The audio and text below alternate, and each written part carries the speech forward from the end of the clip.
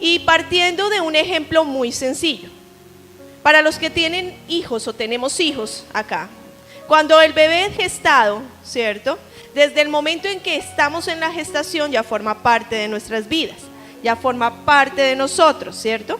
El privilegio de nosotras las mujeres de poder gestar ese bebé, cargarlo dentro de nuestro cuerpo durante 9 meses, pues vaya que sí nos hace estar muy cerca de cada uno de ellos, poder sentir, ¿cierto? Y ellos también poder sentir de nosotros. En ese orden de ideas, la responsabilidad indirecta, diría yo, porque directamente es de los dos padres, pero indirecta es de la madre quien carga al bebé durante 9 meses. ¿Cuál sería? ¿Cuál creen ustedes que es, dentro de todas las responsabilidades, una de ellas? Esa madre que acaba de enterarse que gesta un bebé, ¿qué tiene que hacer? Bueno, dispone su cuerpo, dice Diomar, eso está muy bien. ¿Qué otra cosa? O sea, debe sentirse en paz, ¿cierto? Debe sentirse feliz, ¿cierto? Porque si tú cargas un bebé, un ser que el Señor ha puesto en ti, y tú estás triste, ¿qué va a pasar con el bebé? Se va a sentir triste. Algo más, a ver, debe cuidarse. Eso indica que debe alimentarse bien, ¿cierto? Eso indica que debe caminar para que no vaya a tener hinchazón en sus piernas y retención de líquidos, ¿cierto? Hay una cantidad de cosas que giran alrededor de la gestación y de la misma manera, pues trayéndolo a la parte espiritual sucede con nuestras vidas, ¿sí? Nosotros fuimos gestados a través de la cruz del Calvario, porque dice que nos dio un nuevo nacimiento. Quiere decir que somos nuevas criaturas, ¿cierto? Al nacer de nuevo, ¿cierto? ¿Qué hace? ¿Qué pasa en nuestra vida? ¿Somos los mismos? No, somos nuevas criaturas, por lo cual tenemos un nuevo corazón, un nuevo cuerpo, ¿cierto? Y tenemos el Espíritu Santo de Dios. Amén.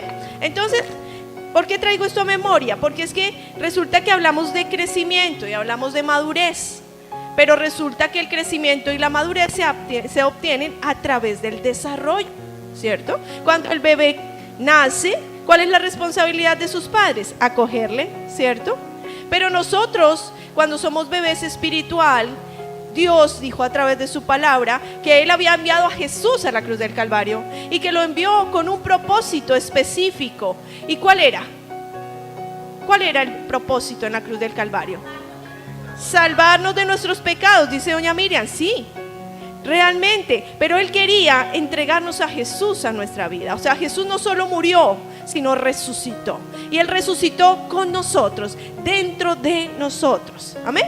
O sea, Jesús está con nosotros. Si eso es así, la responsabilidad del Padre en nuestras vidas es darnos el crecimiento espiritual. Y vamos a verlo en el transcurso de este privilegio. Lo primero que debe venir a nuestra mente cuando hablamos de madurez es 3 palabras. Y quiero que las tengas ahí para que pienses en ellas. La primera es crecimiento. Cuando hablamos de madurez, hablamos de crecimiento. Cuando hablamos de madurez, hablamos de aumento. Aumento. Pero también hablamos de fruto. ¿Sí ves? Son 3 palabras importantes. Entonces, ¿cuál es la primera? Crecimiento. La segunda, aumento. La tercera, fruto. Amén. ¿Qué es el crecimiento? ¿O en qué está representado el crecimiento de un creyente? ¿En qué está representado el crecimiento de un creyente? El pastor nos lo ha venido enseñando. ¿A través de qué crecemos? A través de la palabra. Pero hay un versículo que dice, ¿qué dice este versículo? Dice: porque por gracia sois salvos por medio de la fe, no por obras, para que nadie se gloríe. Realmente es por fe. El crecimiento es por fe. ¿Por fe en quién? Por fe en Jesús. Dejémoslo ahí. El crecimiento está representado en un incremento de tu fe. En un incremento de tu fe que te exige la búsqueda de la palabra. Porque la fe viene, ¿por qué? Por el oír la palabra. El oír y el oír y el oír la palabra es lo que hace que mi fe crezca. Porque tú no puedes creerle a quien no conoces. ¿Sí? Tú no puedes creerle a quien no conoce. Hablábamos con los niños hace 8 días de eso.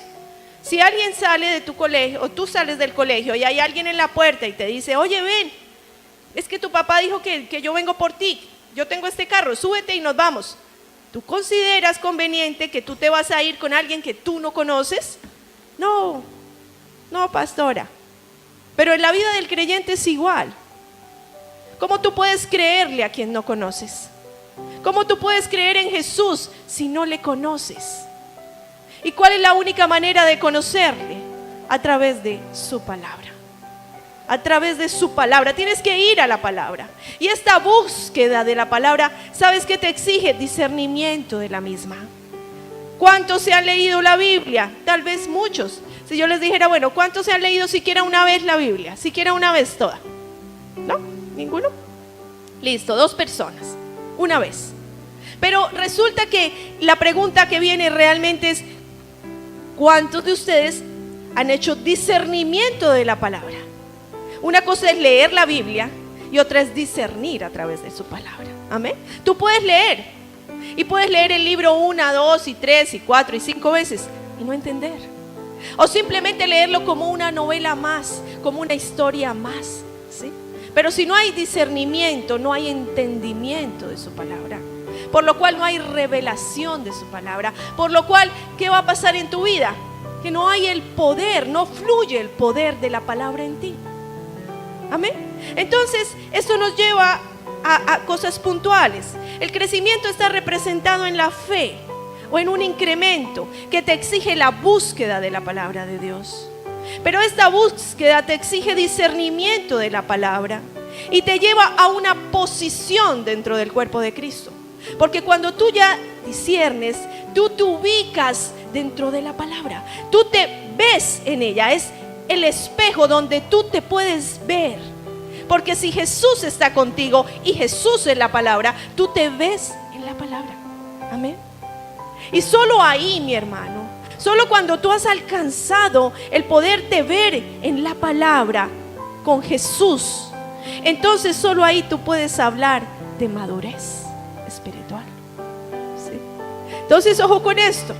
Esto es un preámbulo de lo que Dios quiere decirte hoy. ¿Sí? Él te lleva a una posición dentro del cuerpo.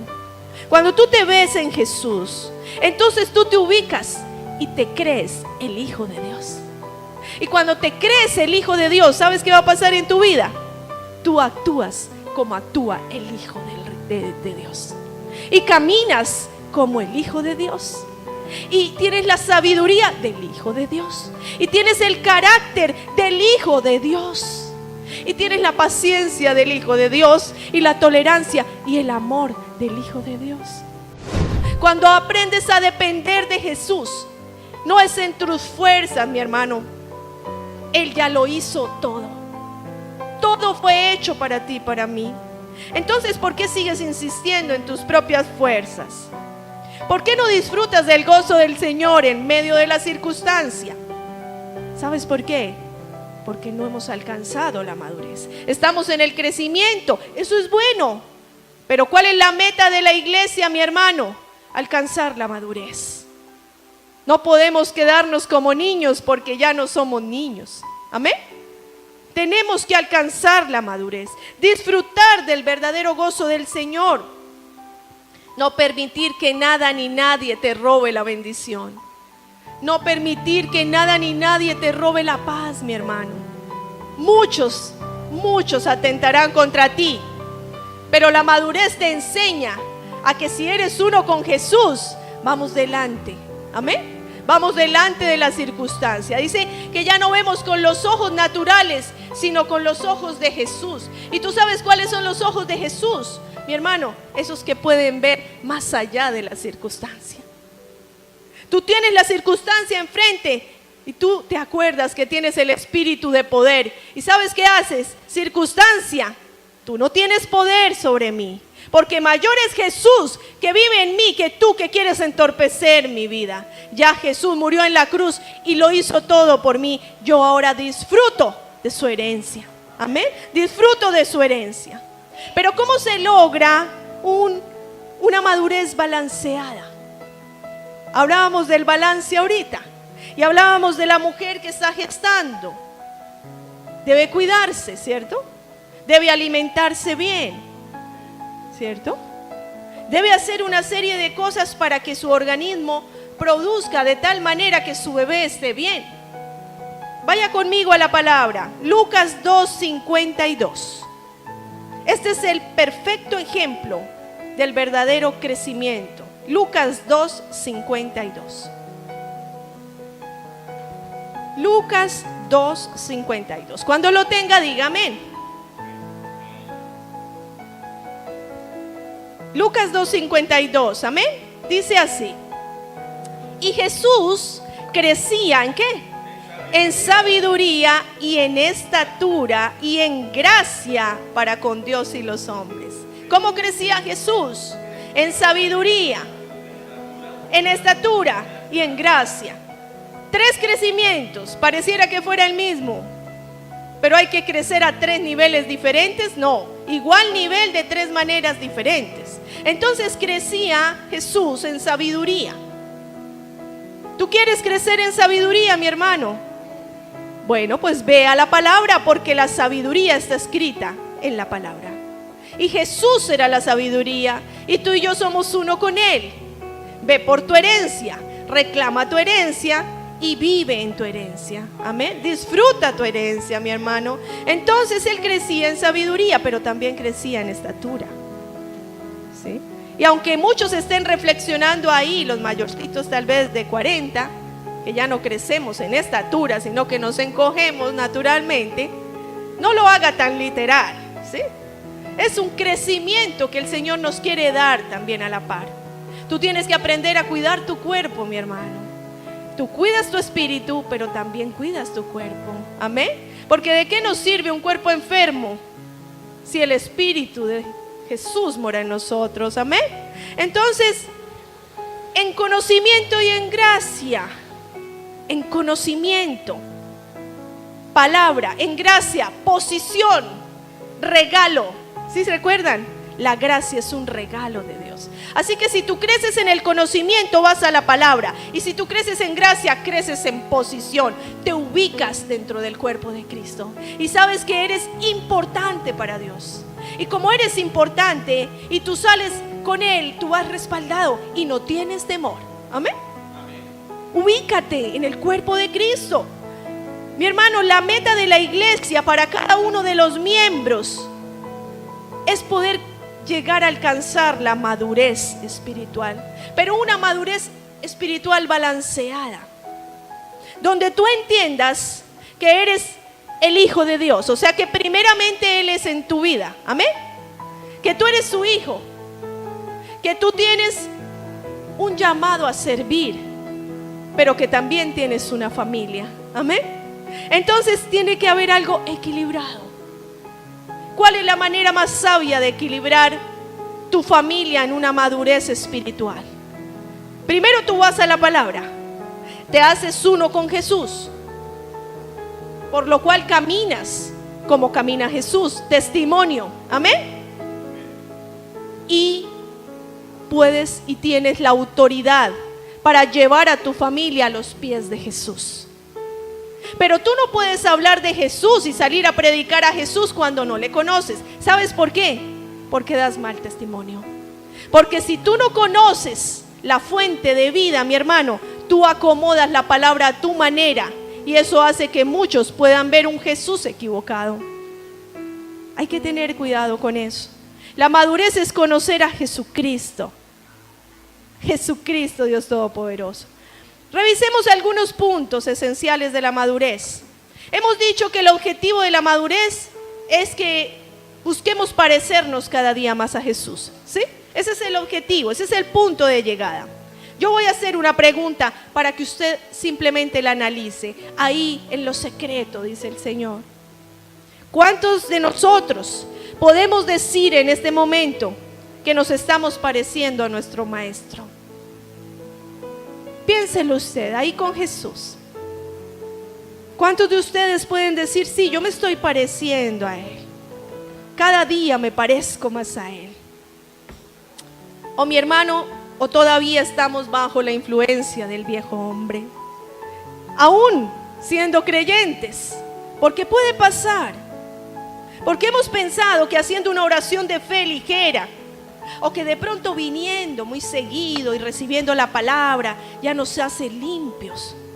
Pero mi hermano, aunque la salvación es un regalo de Dios, tú y yo tenemos que ir a la fuente de vida todos los días. Tú y yo tenemos que conocer a Jesús. Tú y yo tenemos que parecernos al Maestro, ¿o no? Tú quieres ser bueno en la música.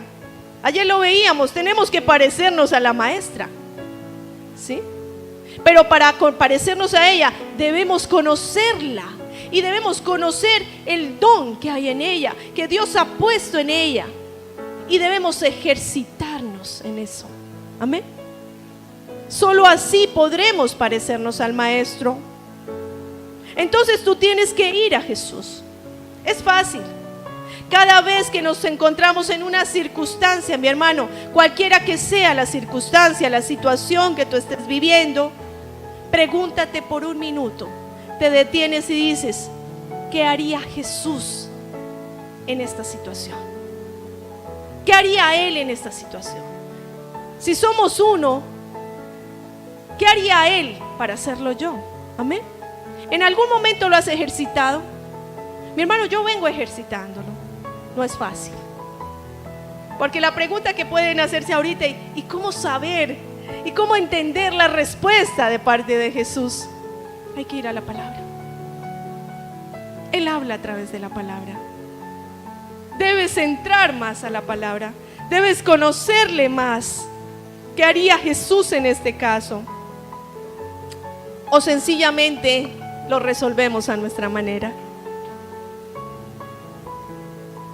Es más, muchos vamos a Jesús en la oración, porque la palabra dice, y entonces todos la declaramos: vengan a mí todos los que estén cansados y cargados, que yo les haré descansar. Amén, eso dice la palabra, ¿sí? Pero resulta que tú entregas en esa noche, en tu oración, la circunstancia y descansas en la paz de Jesús. Amén. Y duermes, y al otro día te levantas y te acuerdas de la situación y te cargas de nuevo y sales de nuevo a luchar en tus fuerzas, porque creíste que Dios no había escuchado tu oración. Mi hermano, no es en tu tiempo, es en el tiempo de Dios, y los tiempos de Él son perfectos. Voy a hacer un paréntesis. ¿Se acuerda que hace 8 días les conté de un milagro de Dios en mi vida? ¿Sí? Pues quiero contarles que esta semana el milagro se hizo real. Llegó la carta a mi casa, directo a mi casa, donde dice que puedo reclamar un dinero de hace 28 años. 28 años estuvo guardado. Mi hermano, Dios es un Dios poderoso. Dios no se olvida de tus sueños. Jesús está ahí contigo.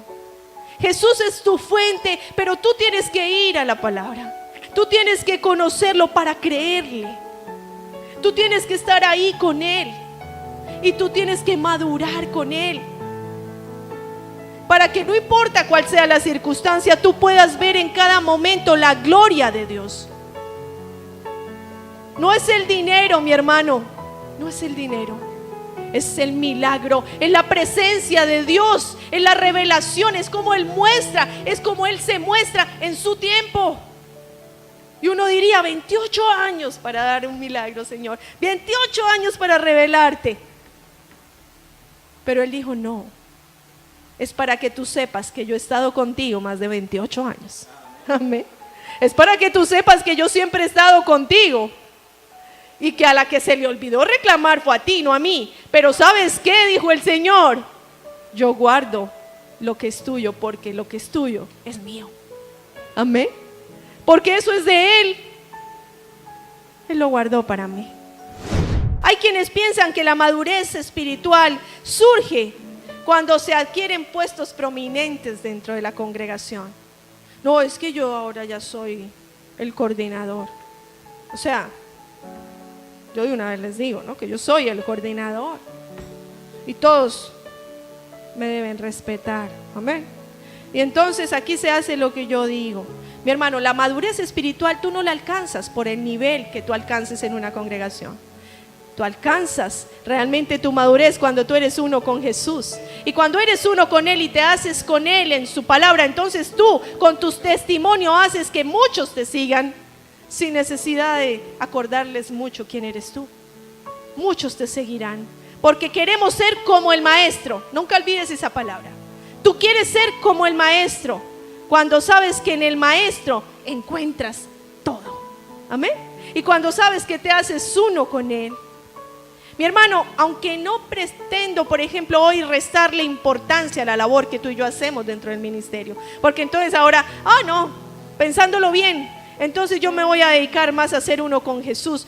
Sáqueme de todos los ministerios porque no me va a quedar tiempo. Somos de extremos, mi hermano, a ratos. De verdad que sí. No. Le voy a recordar algo que la palabra dice: hay un tiempo para cada cosa. Y ese es mi lema en casa y con mis hijos. Hay un tiempo para cada cosa. Cada vez que alguien se queja, es que no tengo tiempo, yo recuerdo la palabra, porque la palabra me recuerda que sí lo hay. Amén. Entonces, mi hermano, no pretendo realmente restarle a ustedes esa importancia y la responsabilidad de servir dentro de la congregación. Pero esa es la forma de conocerle a Jesús, ¿sí? Debemos entender la madurez que espiritual está centrada realmente en el papel que desempeña el Señor Jesucristo en nosotros. Si el Señor Jesucristo está conmigo, ¿qué va a pasar? ¿Quién contra mí? Dice la palabra. ¿Quién contra mí? Si Él está conmigo, si Él vive en mí, ¿quién contra mí, mi hermano? Este principio lo vemos claramente en el Nuevo Testamento. Cuando Pablo observó ciertas anomalías que habían en la iglesia primitiva, vaya conmigo a 1 Corintios 3, del 7 al 9. No, ahí no era. No. Bueno, yo no tengo el versículo ahorita, pero voy a recordarles algo. Pablo observó ciertas anomalías de lo que estaba pasando, en donde los creyentes estaban más enfocados en los resultados de las obras que hacían los líderes humanos que realmente en su crecimiento espiritual, ¿sí? Entonces, Pablo sintió la necesidad de recordarle a las personas que el responsable del crecimiento es Dios. 1 Corintios 3, del 7 al 9. Amén. Leámoslo, pastor.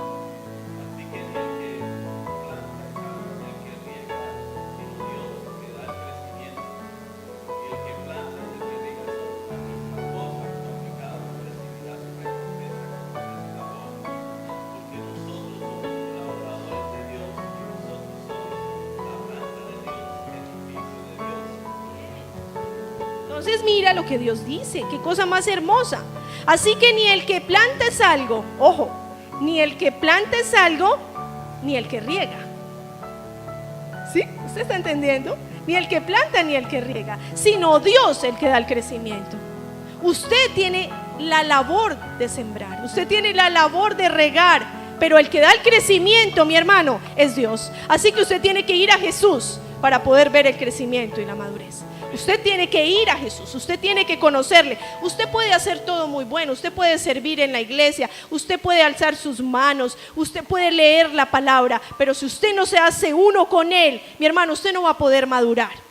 Usted no va a poder madurar. Se va a quedar en la zona de confort, en el servicio durante 20 años creyendo que porque sirve es un buen creyente. Pero resulta que Dios quiere algo más, quiere la milla extra en usted. Cada uno recibirá su recompensa conforme a su labor. 9, porque nosotros somos colaboradores de Dios y vosotros sois labranza de Dios. ¿Qué somos nosotros? Colaboradores de Dios y labranza de Dios, pero quien edificó es Dios. Amén.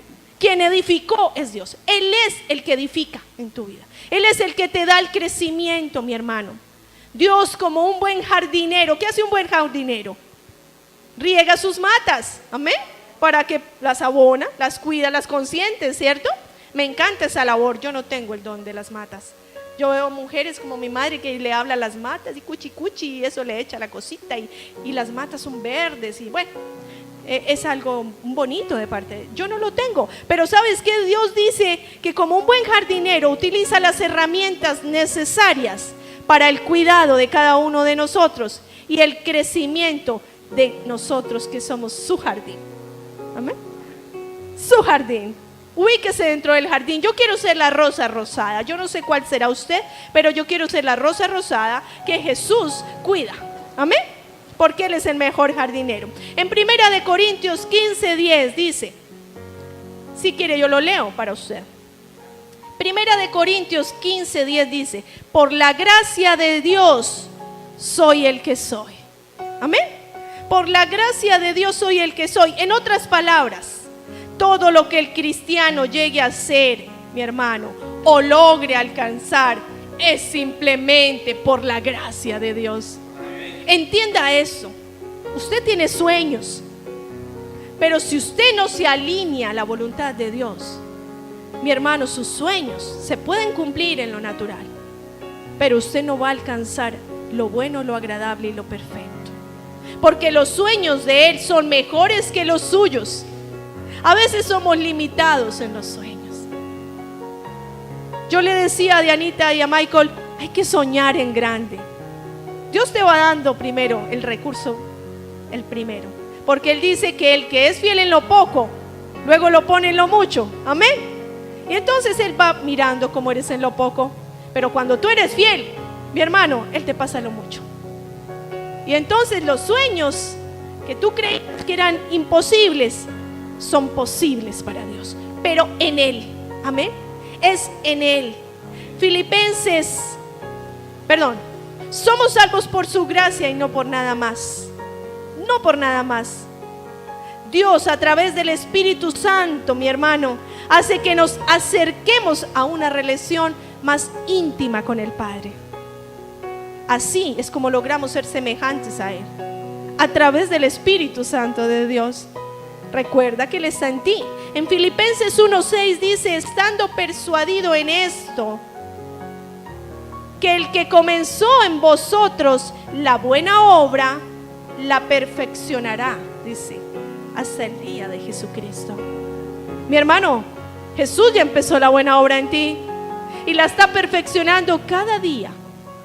Pero te toca también a ti ponerle el granito de arena. Y no es para que le ayudes, sino es para que le busques, le conozcas, vayas a Él y te hagas uno con Él. El verdadero creyente debe madurar.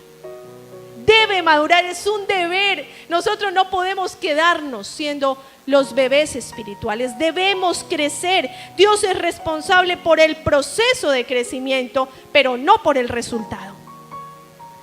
Dios es responsable por el proceso de crecimiento tuyo y mío, pero no por el resultado, mi hermano. Mire, si eso fuera así, si Él fuera el que realmente fuera responsable del resultado, mi hermano, entonces sería culpable de que existiéramos tantos cristianos inmaduros. Pero Él no es el responsable del resultado. Él es el responsable del proceso. Y entonces yo traje acá para que tú entiendas. Proceso es un conjunto de fases que se deben pasar para llegar a una transformación real. Él es el responsable de eso, de que esas fases se vayan dando en tu vida. Vuelvo al versículo. Si tú eres fiel en lo poco, Él te pondrá en lo mucho. Mira la fase inferior a una fase superior. También traigo a memoria que Él te tiene por cabeza y no por cola. La cola está abajo y la cabeza está arriba. Cambios de fase. Amén. Entonces, el proceso es el conjunto de fases por las cuales tenemos que pasar para llegar a la transformación real, mi hermano.